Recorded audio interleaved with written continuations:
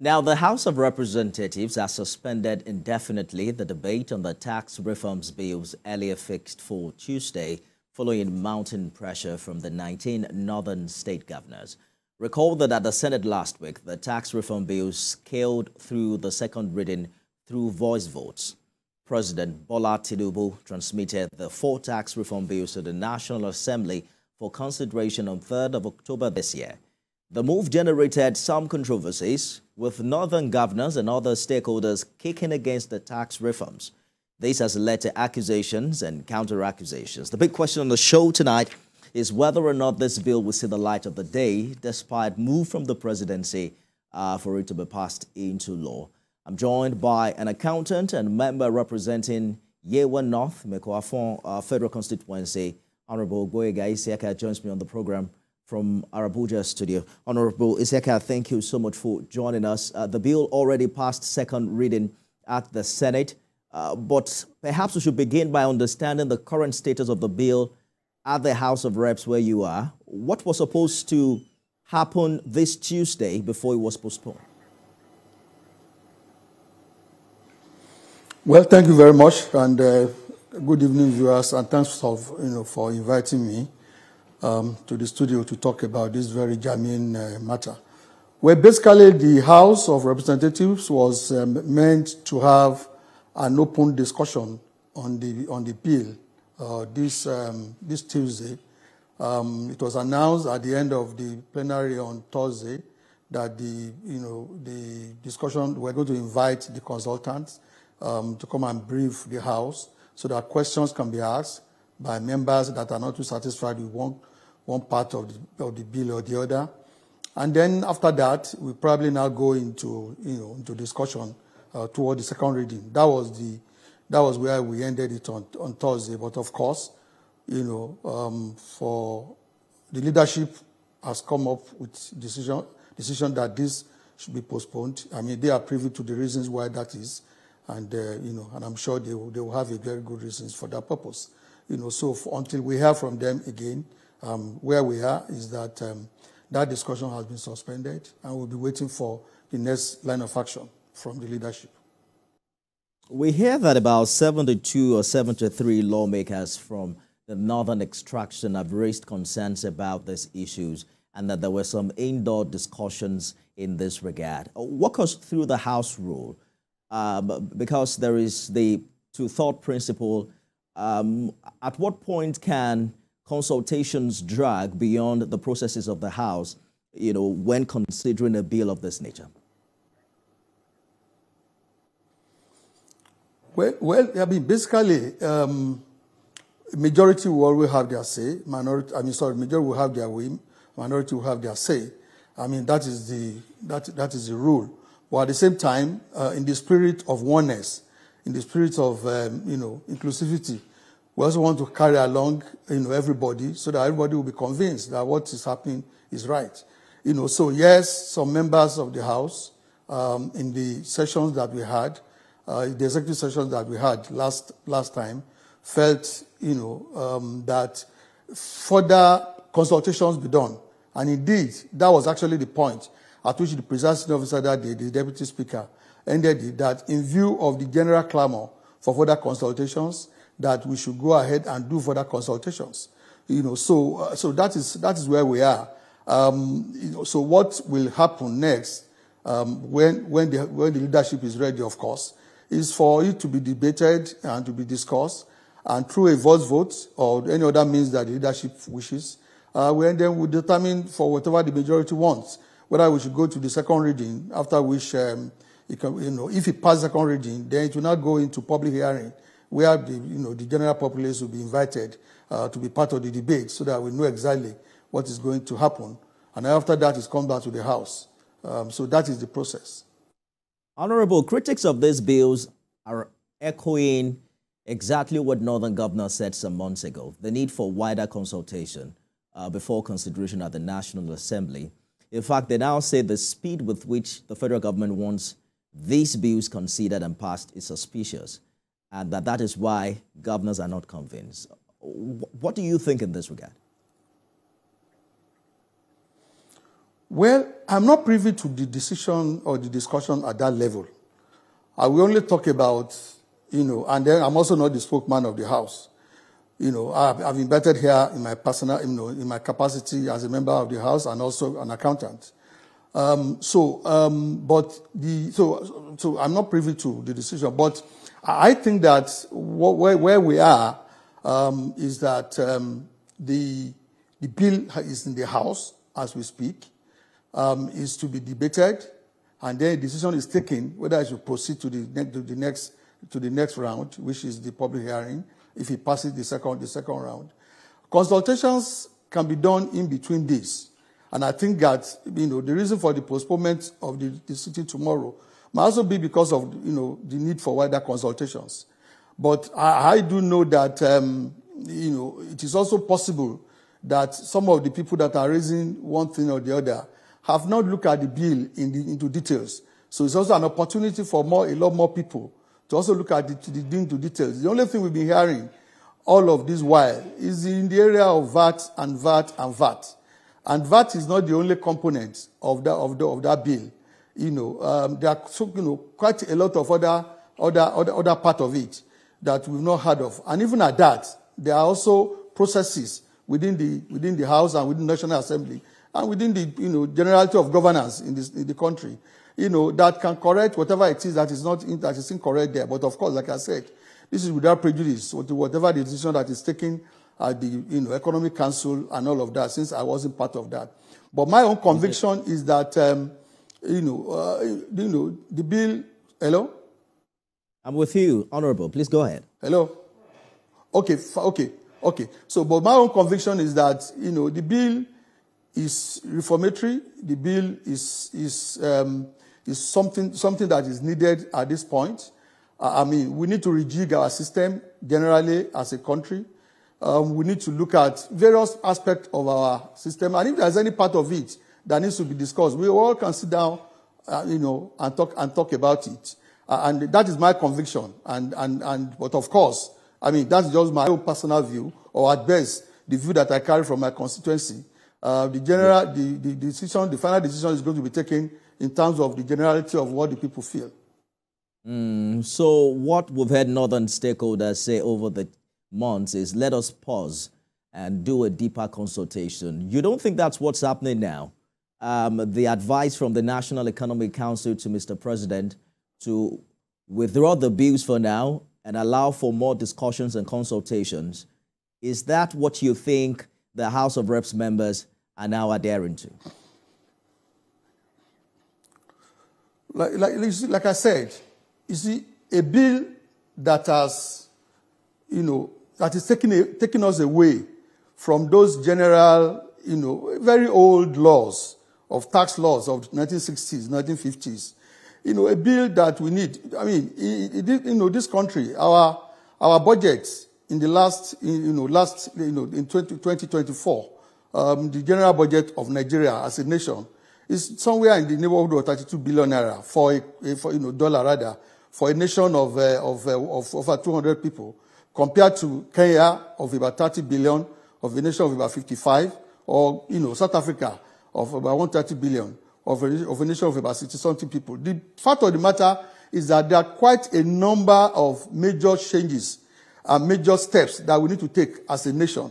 And I think, and I'm convinced that this is just one of them. This bill has put together all our laws, and, great cognizance have been taken of the state that we are in area of inflation, an area of high cost of living in this bill. So we should look at all of those. I'm not saying we shouldn't consult. Don't get me wrong. We should consult. And this is actually even part of the consultation. But we should not throw away a baby with bad water. That is all the issues about VAT. In 2023, the general VAT income, tax income of Nigeria was about 17.9 trillion naira. Out of that, VAT was just about 3.6 trillion naira. That's barely 20%. So the remaining part of it, the remaining 80%, is also covered by this law. We're not talking about what is it about those ones. And even in this one that we're talking about, the 30%, the 20% that we're talking about, of the 3.2, the issue is not about the entire amount. The issue is about the 60% that is saying it's going to be based on derivation. Are there no other options? Are there no other things that we can do? Are there no other possibilities, so that everybody can be satisfied, so that we can move forward, so that we don't, in the spirit of one item, throw away everything. I think those are the things we need to be looking at. Like I said, this doesn't forestall consultation. Maybe there are other areas, but the only thing that I've been hearing is that, and I'm speaking now as an individual and also, as a representative of my people, to say that I think this is good for the country. I think we need this one. We need this kind of very major leap in order for us to take our nation, little changes, little amendment. The Company Income Tax Act that we are using now, when I was writing, the ICANN some 20-something years ago, it was a law that was made around 1961 that actually took its root from the 1948 law, by the colonial masters. That is what we've been working around. And we've been working around all of this. Now, this, to me, is one of those major steps that we need to take. And like I said, I'm not saying that anybody that has concern about VAT, about any aspect, should not talk about it. I have looked at the whole thing about VAT. It's just about this 60% derivation. Are there no other possibilities? What is even wrong about that in the first instance? But should we also want to make sure that because we have some other part of the country that another has developed, maybe we want to give them time? Can't we look at graduating the percentage of the derivation? Can't we even look at taking a particular figure? There's a suggestion that, okay, maybe the 5% or the 55% for the state should be set aside. That's something like a stabilization, so that those part of the country that need time to develop, their industries and the activities can have some level of stabilization maybe for the next 2 or 3 years. Those are all the possibilities that we're talking about. Honorable. But we shouldn't, because I've not had any other thing. Yes. Let us take a short break and we'll be right back for more on this issue. Stay with us, everyone. Honorable Boyega Isiaka, thank you for staying the course on the program. I agree with you that the derivation issue in the bill appears to be the most contentious, with the North now saying that it will badly affect them. Add to that the conception of an increment in VAT. Senator Ndume, for instance, has talked about the wrong timing with the current level of hunger and inflation. Is saying that Nigeria should rather consider cutting taxes like we're seeing in the US and Ghana, and also fight corruption, cut governance cost on the part of the executive, as even the legislature, which is its own constituency. But let us speak to what you consider the right duration for this consultation.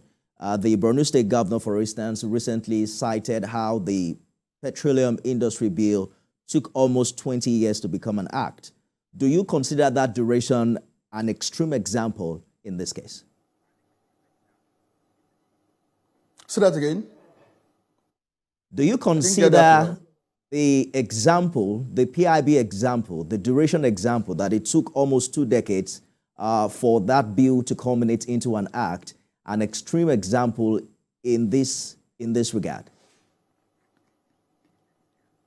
Definitely not. Definitely not. I don't think, like I said, it's also a function of what the issues are.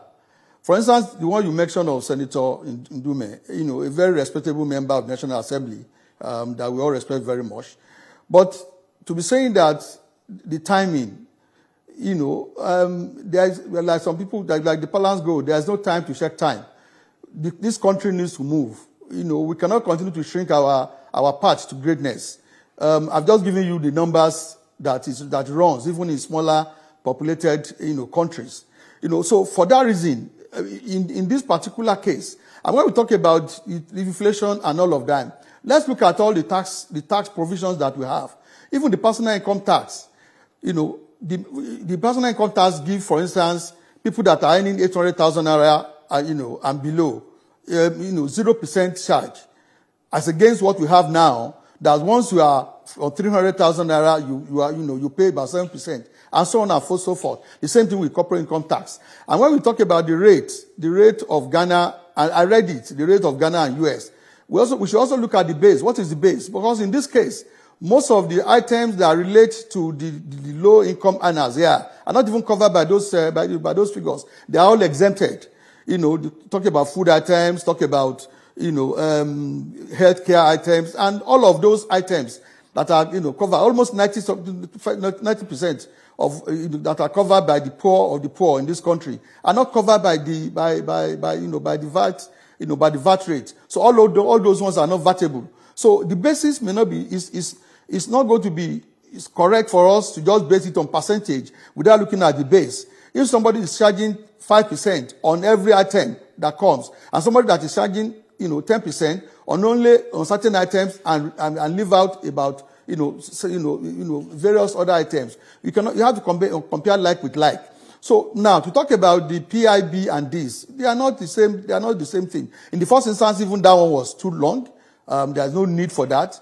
It is not the stage that we are now in this country when we are that will be taking that kind of time. In this particular case, I agree to consultations, but not a consultation that will take us that time. But Honorable, quick one. Within this law, let me just butt in because of our time. Yes. You have heard, for instance, the Borno State governor say that this VAT derivation principle will only benefit states like Lagos and Rivers, leaving out the entirety of the states. You have read this document. How accurate is that statement?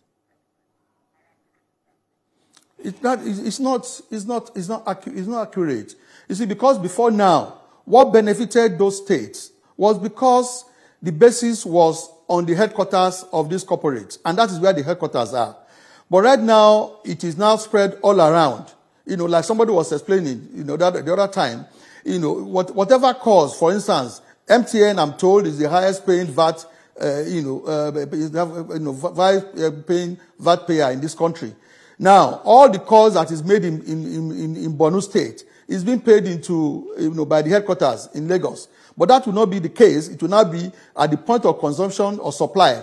And that is what is going to happen all over the place. And like I said, even if you are afraid of that, then we can find a way to graduate this and say that, okay, the derivation can now move from maybe 20% to 30% to 40%, within a period of 3 or 4 years. Like we have those kind of provisions in the bill. There are certain part of it, for instance, the TED fund, and even all this payment to Naseni and all of that. There are provisions that, that graduates the payment and all of that. We can bring in that or, something like that. But it's not, we cannot say we want to wait for that long because of an item, like I said, that is just barely 20% of the entire tax revenue that we have. Using the 2023 tax numbers, which I gave, of about 17.3 trillion, 17.9 trillion, out of which just about 3.4 was that of VAT. And even that one, so that cannot be now what will now slow us down to take a step that we believe we need in order for us to progress. We cannot shrink our path to greatness. That is the truth about it. We know we are not moving as the way we are. And any step, any industry, any sector that we believe is beginning to be a cog in the wheel, we have to take a bold step towards that. And I think this is one of those bold steps. I'm not saying that everything there is free, is error-free or and all of that, but we can sit down and look at those issues. And then I will sort them out instead of saying we want to put this aside and now begin to walk and crawl the way we have been crawling, towards the development and the growth that we want. Quick one, Honorable. In a recent interview, he granted a sister station. Professor Zulum appeared to have reminded Mr. President of how he was elected and asking him not to gloss over the role the North played in his election, contributing over 60%. There are concerns about this spiraling into an intra-party issue for the APC and a political tussle with the North. How do you see this impact on the debate at the National Assembly and the future of these views? Well, I'm sure those are discussions among leaders. I'm sure they will sit down and explain it away and resolve it. Because this bill is not about any part. It's not about any part of the country. It's about the development of the country. And like I said, there are even provisions or suggestions that, okay, let's have a stabilization part of this so that, maybe the lower 10 states can be guaranteed that they will receive at least what they are receiving now. Those are all things that we can bring into it. I do not see why the issue of derivation. We are in this country. There are times in this country when the provinces were competing among themselves. Somebody is using cocoa to develop, and that person is using palm oil to develop, and that person is using granola to develop. So if we say that, okay, we want a situation where just 60 or 40% of this VAT should be based on the development. At best, we'll give some time to some of the country states that need time for them in order for them to catch up, so that they can do it before we go full blown. But we definitely need to have something like that. So, with all due respect to the highly respected Governor Zulum, I don't think this is about North and South or East and West. I think this is just about the steps that we need to take as a country, so that, and very major steps at that.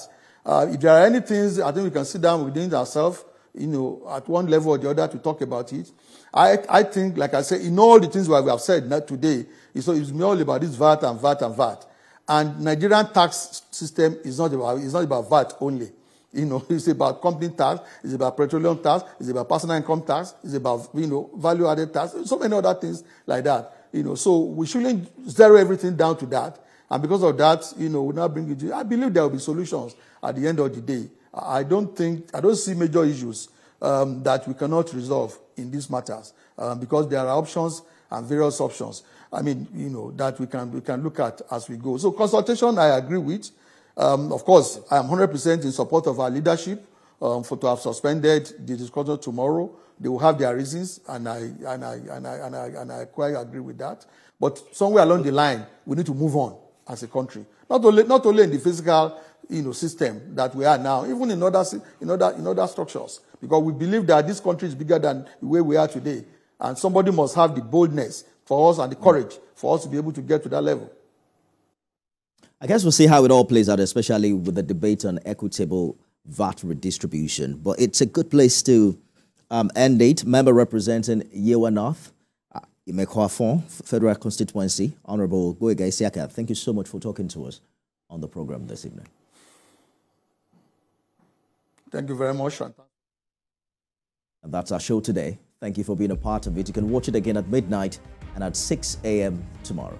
I am Nifemi Oguntoye.